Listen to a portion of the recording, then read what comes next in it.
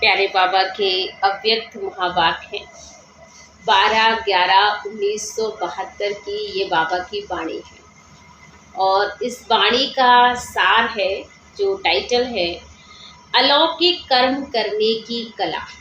ब्राह्मण जीवन में सबसे ज़्यादा ज़रूरी है अलौकिक कर्म करने की कला। उस पर बाबा ने सारांश बहुत अच्छा बताया कि किस तरह से हम अलौकिक कर्म करें। उसके लिए 4 बातों पर बाबा ने बहुत अच्छा हमें अटेंशन दिलाया है आज की वाणी में।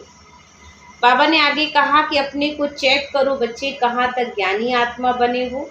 ज्ञानी तो आत्मा का अर्थ होता है हर संस्कार, हर बोल ज्ञान सहित हो, कर्म भी ज्ञान स्वरूप हो, इसको ही ज्ञानी आत्मा कहा जाता है।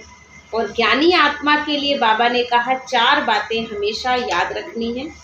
और पहली बात बाबा ने हम बच्चों को बताई थी कि जो ज्ञानी आत्मा होगी वो वियोगी होगी। दूसरा बाबा ने कहा योगी होगी। और तीसरा बाबा ने कहा सहयोगी होगी। और चौथा बाबा ने कहा कि वो सर्वत्यागी होगी। ये 4 बातों को बाबा ने बहुत अच्छी तरह से आज की मुरली में एक्सप्लेन किया है, जिसको हम बहुत ध्यान से सुनेंगे कि ये योगी, वियोगी, सहयोगी और सर्वत्यागी कैसे बना जा सकता है। इसके लिए हमें क्या करना पड़ेगा, किस तरह से हम जो है अलौकिक कर्म करने की कला सीख सकते हैं। तो सुनेंगे बाबा की वाणी आज की बहुत अटेंशन से। बाबा ने कहा आज अव्यक्त मूर्त अर्थात इस शरीर में पाठ बजाने वाले अति न्यारे और अति प्यारे की स्थिति में स्थित रहने के अनुभवी मूर्त बन गए हो। हर समय मालिक और बालक दोनों ही साथ साथ पाठ बजाने में यत्न करने वाले नहीं, करने वाले हो, लेकिन सहज स्वरूप बन गए हो। वह मालिक बनते हो तो बालकपन भूल जाता है, वह बालक बनते हो तो मालिकपन भूल जाता है। बाबा ने कहा दोनों का बैलेंस रखना हो। कभी कभी बालक बनते हैं तो कभी मालिक बन जाते हैं, लेकिन इस चीज़ में भी अटेंशन रहे कि दोनों रूप साथ साथ काम करें। अगर एक रूप बहुत ज़्यादा भारी हो जाता है कि बहुत ज़्यादा बालकपन और बहुत ज़्यादा मालिकपन हो जाता है तो भी खराब हो जाएगा मामला। इसलिए बैलेंस रखना बहुत ज़रूरी है। तो बाबा ने कहा अभी अभी मालिक और अभी अभी बालक स्वरूप, अभी अभी कर्मयोगी, अभी अभी देह से भी परे, कर्म से भी परे, लगन में मगन रहने वाले योगी बन सकते हो। संकल्प और कर्म दोनों ही समान बने हैं, वह संकल्प और कर्म में अंतर है। संकल्प किया और प्रैक्टिकल रूप में आया, ऐसी प्रैक्टिस हुई। याद की यात्रा पर चलने वाले राही इतने समीप आए हो, सहज भी है और समीप भी है। ये दोनों ही अनुभव होते हैं। इस याद की यात्रा के अनेक अनुभव करते करते अब नॉलेजफुल और पावरफुल बने हो। जैसे यात्रा में बीच बीच में चट्टियाँ आती हैं ना, जिससे मालूम पड़ता है कि कहाँ तक पहुँचे हैं और कहाँ तक अब पहुँचना है। आप याद की यात्रा के राही इस यात्रा की कितनी चट्टियाँ पार कर चुके हो, अर्थात याद की कितनी स्टेजेस को बच्चे पार कर चुके हो। रास्ते में ना दूरी दिखाई देती है, यहाँ से इतने दूर जाना है, इतनी मंजिल है आपकी। तो हम उन चट्टियों को, बाबा ने कहा, तो चट्टियों को देखते हैं, देख करके पता चलता हमारी मंजिल कहाँ है। ऐसे ही बाबा ने कहा कि आप बच्चों को याद की यात्रा की स्टेजेस को भी देखना है कि मैं कहाँ तक पहुँचा हुआ हूँ। लास्ट स्टेज व फाइनल स्टेज कौन सी है, उसको ऐसे ही स्पष्ट देख और ज्ञान जान गए हो। जैसे कोई वस्तु बहुत समीप और सम्मुख आ जाती है तो उसको सहज जान देख रहे हैं कि अभी देखने से दूर है। देखते रहते हो, वह सिर्फ जाना है, वह इतना सम्मुख व समीप आ गए हो। जो कोई कई बार उस मंजिल पर पहुँचे, थोड़े समय का अनुभव भी करते रहते हो। अनुभव होता है, फिर उसी अनुभव में रहते क्यों नहीं हो। स्थिति का अनुभव होता है, बाकी स्थित रहना नहीं आता है। ऐसे है क्या? सदा स्थित क्यों नहीं हो पाते हो? कारण है सर्विस व जो ब्राह्मणों के कर्म हैं, जिस कर्म को अलौकिक कर्म कहा जाता है। तो ऐसे अलौकिक कर्म व ईश्वरीय सेवा कभी स्थिति से नीचे लाने के निमित्त तो नहीं बन सकते। अगर कोई को ऐसे अनुभव होता है कि अलौकिक कर्म के कारण नीचे आते हैं, तो उसका अर्थ है कि उस आत्मा को अलौकिक कर्म करने की कला नहीं आती है। बाबा कहते हैं कि कोई भी कारण से अगर हमारी स्थिति अप डाउन हो रही है तो बाबा ने कहा इसका मतलब कि आप बच्चों को कर्म करना आता ही नहीं है।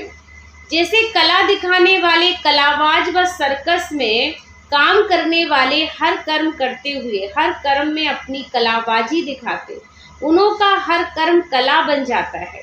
तो क्या आप श्रेष्ठ आत्माएं कर्म योगी, निरंतर योगी, सहज योगी, राजयोगी हर कर्म को न्यारे और प्यारे रहने की कला में नहीं कर सकते हो? खुद से पूछेंगे कि क्या हम बच्चे ये कला में काम नहीं कर सकते हैं?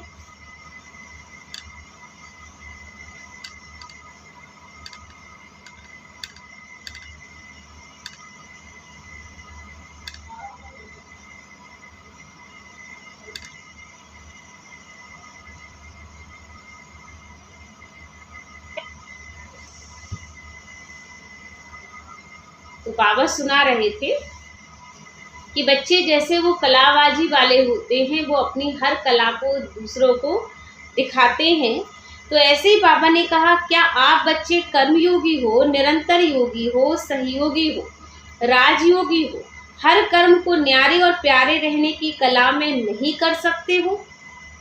जैसे उन्हों के शरीर की कला देखने के लिए कितने लोग इच्छुक होते हैं, आपकी बुद्धि की कला, अलौकिक कर्म की कला देखने के लिए सारे विश्व की आत्माएं इच्छुक बनकर आवेंगी, तो क्या अब ये कला नहीं दिखाएंगे? जैसे वह लोग शरीर के कोई भी अंग को जैसे चाहे, जहाँ चाहे, जितना समय चाहे कर सकते हैं ना। बाबा कहते जब चाहो, जिस समय चाहो, अपने अंग को वो कलाबाजी वाले जहाँ चाहे मोल्ड कर लेते हैं। यही तो कला है ना।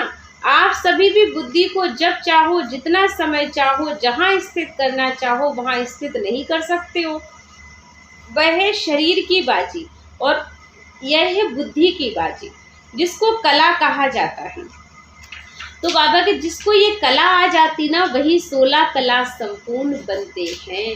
बाबा का सबसे अच्छा अनुभव है कि जो बच्चे इस कला को सीख गए, दुनिया में सर्कस वाले होते हैं ना, तो उनको भी अपने शरीर को जहाँ चाहे, जब चाहे, जैसे मोल्ड करना चाहे वो कर सकते हैं। ऐसे ही बाबा ने कहा आप बच्चे भी अपने शरीर को सहित आत्मा को जब चाहे, जहाँ चाहे, जैसे चाहे वैसे बुद्धि से मोल्ड कर लो। जब चाहो बाबा के पास पहुँच जाओ, जब चाहो बाबा के पास से नीचे आ जाओ। तो ये कला अगर आपको आ गई तो आप भी बहुत बड़े कलाबाजी वाले बन सकते हो। तो इस कला से ही अन्य सर्व कलाएं स्वतः ही आ जाती हैं। ऐसे एक देही अभिमानी स्थिति सर्व विकारों को सहज ही शांत कर देती है। ऐसे यही बुद्धि की कला सर्व कलाओं को अपने में भरपूर कर सकती है, वह सर्व कला संपन्न बना सकती है। तो इस कला में कहाँ तक अभ्यासी व अनुभवी बने हो। अभी अभी सभी को डायरेक्शन मिले कि 1 सेकंड में आशीर्वादी बन जाओ, तो क्या बन सकते हो?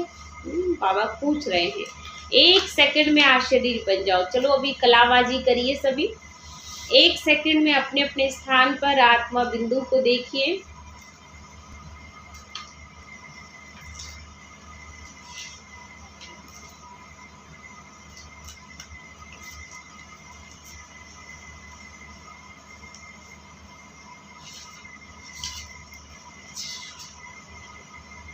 परम धाम में बाबा को देखिए।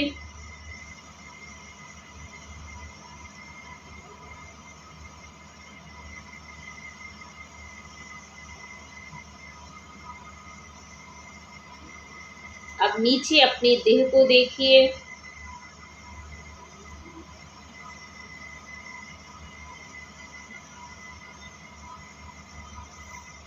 ओम शांति।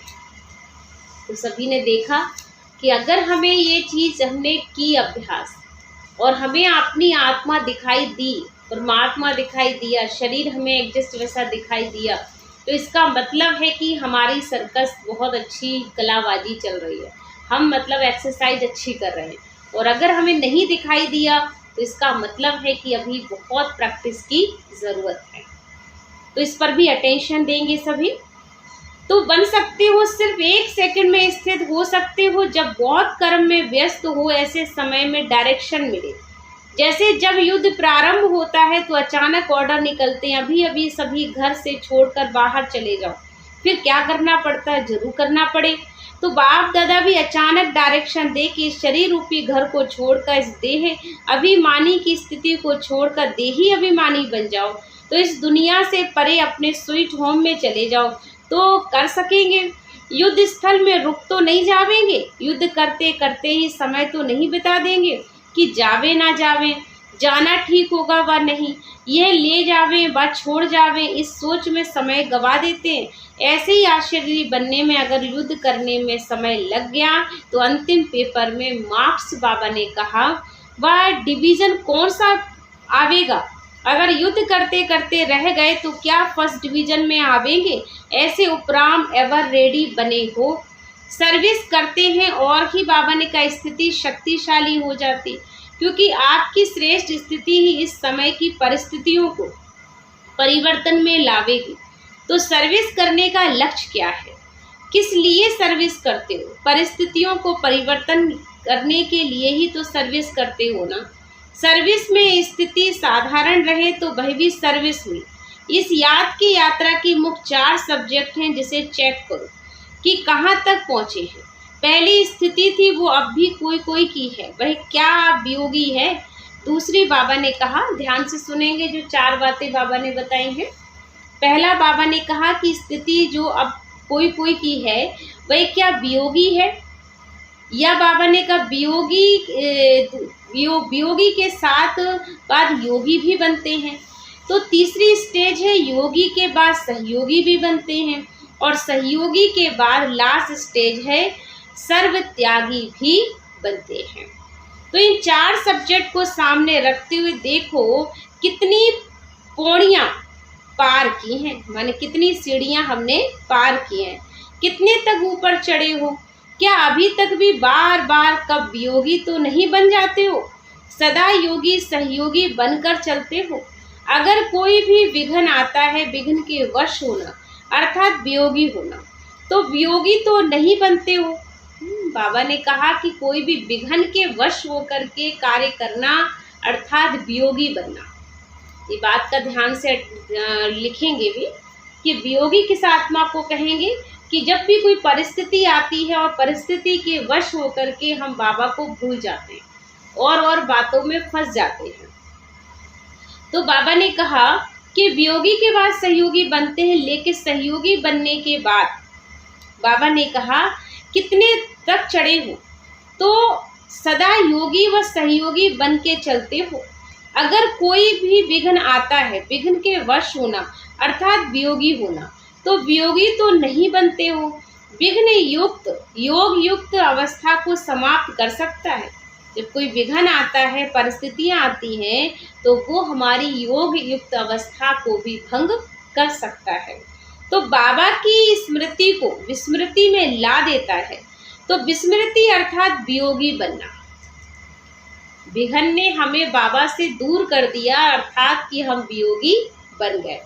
तो योगीपन की जो स्टेज ऐसे ही निरंतर रहे, जैसे शरीर और आत्मा का जब तक पार्ट है तब तक बाबा ने कहा अलग नहीं हो सकते। शरीर और आत्मा जब तक एक दूसरे के साथ है तब तक अंतिम श्वास तक साथ रहते हैं।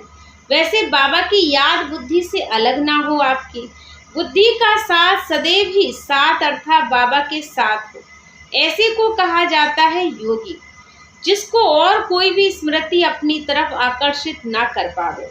जैसे कोई ऊंची व श्रेष्ठ पावर के आगे कम पावर वाले कुछ भी नहीं कर पाते, ऐसे ही बाबा ने कहा अगर सर्वशक्तिवान की याद सदा साथ है तो और कोई भी याद बुद्धि में अंतर आ नहीं सकता। इसको ही सहज और स्वतः योगी कहा जाता है। वही लोग कहते हैं ना, और यहाँ है स्वतः योगी। ऐसे योगी बने हो। ऐसा योगी सदा हर सेकंड, हर संकल्प, हर वचन, हर कर्म में सहयोगी अवश्य होगा। अगर बाबा ने का संकल्प में सहयोगी नहीं, सिर्फ कर्म में है, वह कर्म में सहयोगी है, किसी बात में नहीं है, तो ऐसे को सहयोगी की स्टेज तक पहुंची हुई आत्मा नहीं कहेंगे। एक संकल्प भी सहयोग के बिना चलता, इसको व्यर्थ ही कहेंगे।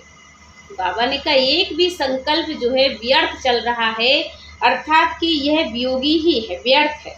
और जो व्यर्थ गवाने वाले होते हैं, वे कब किससे सहयोगी नहीं बन सकते हैं, तो स्वयं में शक्तिशाली नहीं बन सकते। ऐसे सर्व स्नेही सहयोगी सर्वंश त्यागी बने को बाबा ने कहा जो बच्चे बाबा के हैं वो सर्वंश त्यागी बच्चे बने, जो कुछ भी ये सब बाबा को समर्पित कर देना, बस सर्वस्व त्यागी सहज ही बन जाते हो। जबकि भक्ति में भी सिर्फ कोई ईश्वर के अर्थ दान करता है तो उन्हों को भी विनाशी राजपद की प्राप्ति होती है। तो सोचो जो हर संकल्प और सेकंड ईश्वरीय सेवा के सहयोग में लगाता है उसको कितनी श्रेष्ठ प्राप्ति होगी। दुनिया में थोड़ा करने पे इतनी प्राप्ति, तो बाबा कहते बाप के पास बच्चा कितनी बड़ी प्राप्ति करेगा। ऐसे महादानी सर्वस्व त्यागी सहज ही बन जाते हैं। ऐसे सर्वस्व त्यागी वर्तमान और भविष्य में सर्वश्रेष्ठ और भाग्यशाली बनते हैं। न सिर्फ भविष्य ही लेकिन वर्तमान समय भी ऐसे ही श्रेष्ठ भाग्यशाली आत्मा के भाग को देखते हुए अनुभव करते हुए अन्य आत्माएं उनके भाग के गुण गाते हैं और अनेक आत्माओं को अपने श्रेष्ठ भाग के आधार से भाग्यशाली बनाने के निमित्त बनते हैं। तो देखो इन 4 सब्जेक्ट से किस स्टेज तक पहुँचे हो, वह मंजिल के कितना समीप आए हो। बाबा ने कहा ये 4 सब्जेक्ट से अपनी स्टेज को देखो कि हम किस मंजिल तक पहुँच गए हैं। तो बाबा ने कहा ऐसा सहज और स्वतः योगी आत्माओं को बाप दादा याद प्यार और नमस्ते करते हैं। हम बच्चे भी बाप दादा को याद प्यार और नमस्ते, शुक्रिया बाबा, शुक्रिया बाबा, शुक्रिया। तो आज की मुरली से हमने सीखा अलौकिक जीवन जीने की कला, और जिस जीवन जीने की कला में बाबा ने हमें कुछ 4 बातें भी क्लियर कर दी। किस तरह से हम बाबा के कार्य में हम योगी सहयोगी वियोगी बन सकते हैं, और साथ में बाबा ने कहा वियोगी को थोड़ा सा बाबा ने कट किया है कि वियोगी अर्थात कि परिस्थितियों के वश हो जाने वाली आत्मा। तो हमें वियोगी तो नहीं बनेंगे लेकिन हम योगी ज़रूर बनेंगे, बाबा के कार्य में सहयोगी भी बनेंगे और सर्वस्व त्यागी भी बनेंगे। तभी बाबा की प्रत्यक्षता में हम बच्चे आगे बढ़ेंगे और अनेक आत्माओं को भी आगे बढ़ा सकेंगे।